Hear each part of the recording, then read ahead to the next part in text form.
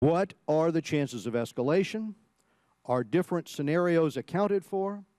If our credibility is on the line now, as is argued, what about if Assad retaliates? We are talking about the credibility of America as a global power. We're talking about sending a clear message to the dictators in Tehran and Pyongyang that there will be serious consequences for flouting the will of the international community and that the U.S. backs its words with action. And they're the top Republican and Democrat in the House Foreign Affairs Committee. In fact, we'll be speaking with Eliot Engel later on in the week. We'll also be hearing from more area lawmakers tomorrow on Capitol Hill.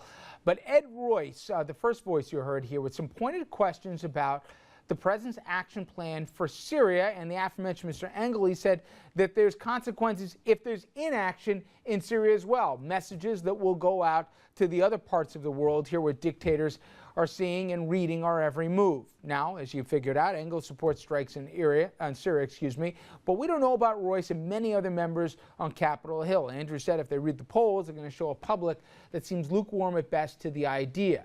All right, let's see how our panel feels. We're very pleased to be joined tonight by, among others, Tom Doherty, partner at Mercury and a former advisor to New York Governor George Pataki; Dominic Carter, political journalist and author, of course; Evan Thies, founder of Brooklyn Strategies and former aide to Governor Cuomo, and as well a former staffer for Hillary Clinton; and Andrew Whitman, who you've already met. Okay, I got into a little bit of a spirited debate last night with Congressman Rangel, who disagreed with the idea of strikes, and my point was twofold, Tom. We can agree or disagree whether or not they're a good idea, but I think the president, in the ramp up to this, and we'll get into politics later on in the show, telegraphed he wanted to do this, that there are consequences if you come back for this and punt it to Congress and say, not my job, not my choice. But first start with the case. I put you in Congress, House or Senate, with a case that's before you. Would you vote yes or no to authorization of force? I'd vote yes, and I'd vote yes for this reason, is that, as we talked about last week, and I understand that many Americans don't believe that we should be the moral authority across the world, that we shouldn't be the world's police officers. However, when anybody, any dictator, any bad regime is gassing its own people, and little children are lying dead in the street in a mass way, again, it's no different, as Andrew pointed out, whether you're taking a machete or shooting them. But when you're gassing your own people, we need to step in and go back to like a West Wing episode. There needs to be a proportionate response. Okay, now I agree with you, except I'll play devil's advocate, and this is what the congressman last night said to me. How come, in effect, 115,000 people killed by AK-47s, including children among them, didn't prompt a response, but 400 dead kids do now because they were killed by gas instead of bullets? I'll tell you why. Because the President of the United States put us on the line. No. When he said, I am drawing a red line in the sand that weapons of mass destruction is a game changer. The only reason we're having this debate in the Senate today or in the House today is because the President made those comments. That's the only reason. You know what, Tom, you can try to put this on the President and say that he boxed himself into this position. It's a weapon of mass destruction, and that's why the action needs to be taken. We actually agree for different reasons. I also think that we need to take action against Syria, but it's because it's a weapon of mass destruction, and we have very firm rules and international deals, international treaties when it comes to the use of weapons of mass destruction.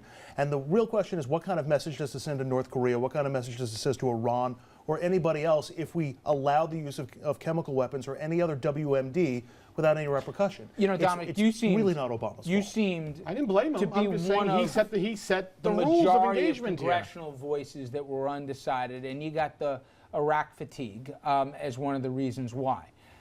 Have you gotten enough assurances that we're not going to put boots on the ground, that this thing will be limited to, as he said, a proportional strike, to pull a line from President Bartlett? Can you qualify this enough that you give this a yes vote or no?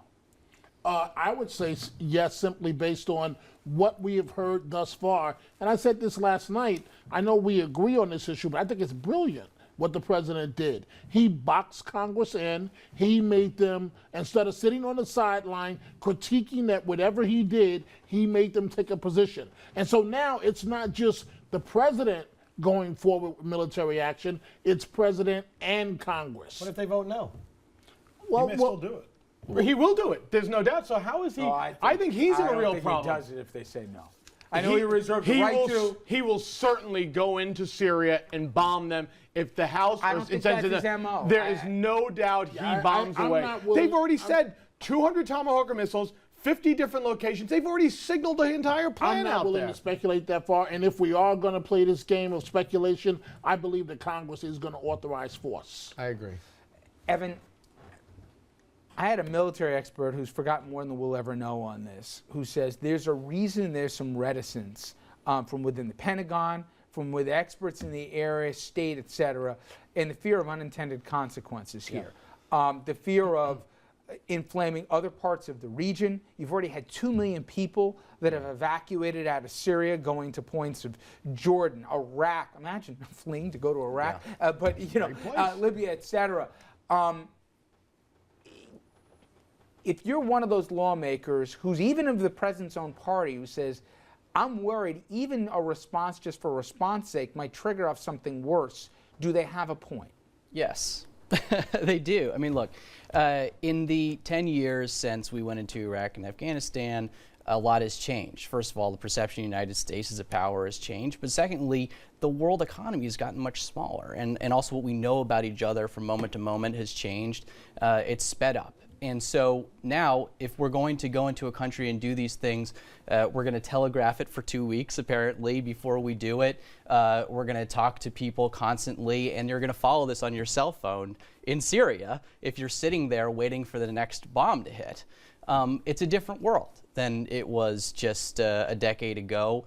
And so we have to take into account every possible detail. And when we go to war now as the United States, it truly is a democratic process. Okay, I'm not sure if that's a good thing for the world. Every lawmaker will say on the record and off the record they have no idea, even if it's a proportional response. I think Tom's right. The number of Tomahawk missiles is probably the only variable here. How it's going to turn out a week later, 2 weeks later, etc. Right. What if the threats of all the military brass abandoning posts and leaving Assad, you know, as soon as it starts raining down bombs in Damascus are real? What happens next? All these things. You don't get the certainty. You don't get that right when you cast your vote, it seems. Right. Would you still vote yes? Would you counsel one of your former bosses vote yes on this? Yeah, I think you have to vote yes. And, you know, it really should be to protect innocent people. But it's more about the United States and what we represent to the rest of the world. I mean, the president said it today. When things go badly in the world, everybody says what the United States is going to do about it.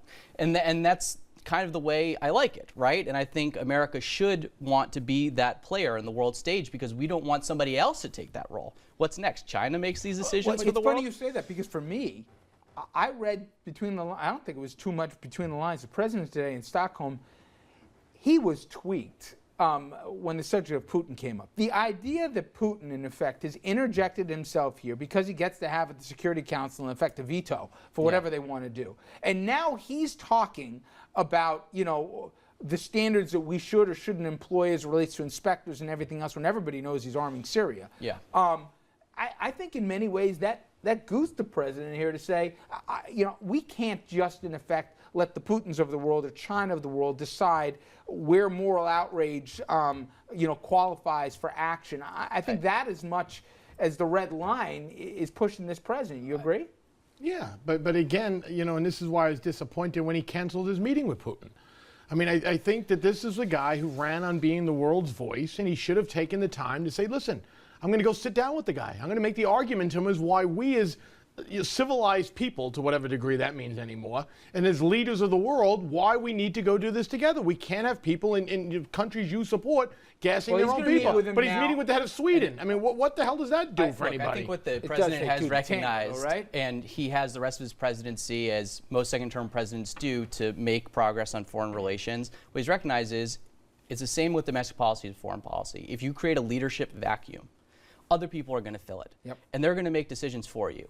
Now, if you want to make decisions and you think you're smart and you know what to do in every situation, you should be president. Then you should act. You can't know what to do and not act. All right, it we're doesn't going make to sense. continue the conversation on the other side of the break about the politics and the political risks for this White House and, for that matter, lawmakers who get behind this. Stay with us, everybody. RFL back after this.